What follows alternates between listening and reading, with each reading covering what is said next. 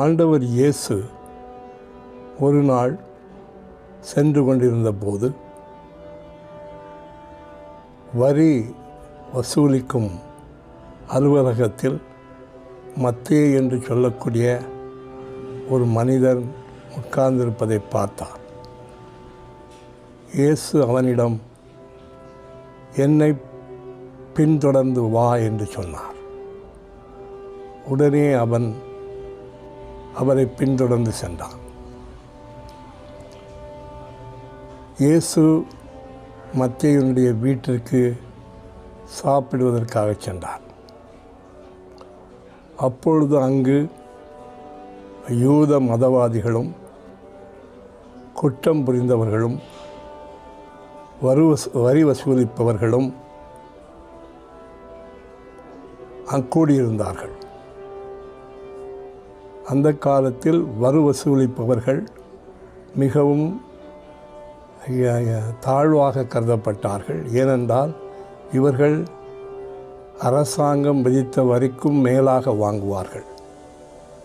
எனவே வரி வசூலிப்பவர்களுக்கு மக்கள் மத்தியில் நல்ல பெயர் இல்லை. இப்படிப்பட்ட கூட்டத்தோடு இயேசு கிறிஸ்து அமர்ந்திருந்து சாப்பிட்டு கொண்டிருந்தார். அப்போது அங்கிருந்த மதவாதிகள் இயேசுவை பார்த்து, இவர் குற்றம் புரிந்தவர்களோடும் வரி வசூலிப்பவர்களோடும் நேர்மையற்றவர்களோடும் அநியாயக்காரர்களாலும் உட்கார்ந்து சாப்பிட்டு கொண்டிருக்கிறார்களே என்று குற்றம் சாட்டினார்கள். அப்போது இயேசு, உடல் நலம் நல்லா இருப்பவனுக்கு மருத்துவ தேவையா அல்லது உடல் நலம் குறைவாக இருப்பவனுக்கு மருத்துவ தேவையா என்று கேட்டார்.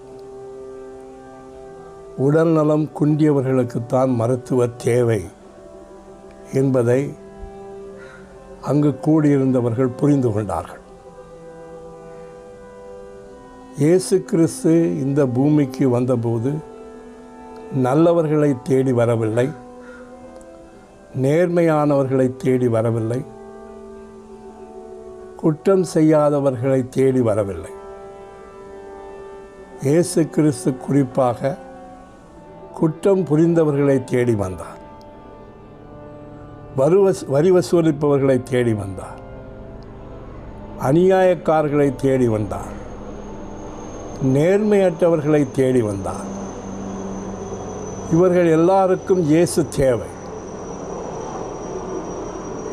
நல்லவர்களுக்கு அல்ல, உடல் நலமாக இருப்பவர்களுக்காக அல்ல, உடல் நலம் குன்றியவர்களுக்காகவே மருத்துவ தேவை. மருத்துவராகிய இயேசு மனநிலை குறைந்தவர்களுக்காக, உடல் நலம் குறைந்தவர்களுக்காக, நீதியற்றவர்களுக்காக இந்த பூமிக்கு வந்தார். அவர்களை தேடி வந்தார். யாரும் உங்களை ஏற்றுக்கொள்ளவில்லை என்றாலும் இல்லை, உங்களுக்கு இயேசு என்ற நண்பர் இருக்கிறார். எனவே நீங்கள் இயேசுவிடம் வாருங்கள், அவர் உங்களை தள்ள மாட்டார். இயேசுவிடம் வருவதற்கான ஒரே வழி, ஆண்டவர் இயேசுவே என்று சொல்லுங்கள். நீங்கள் ஆண்டவரிடம் வர முடியும், ஆண்டவர் உங்களிடம் வர முடியும். அவர் உங்களை ஏற்றுக்கொள்வார். ஆண்டவர் இயேசு தாமே உங்களை ஆசீர்வதிப்பாராக. ஆமென்.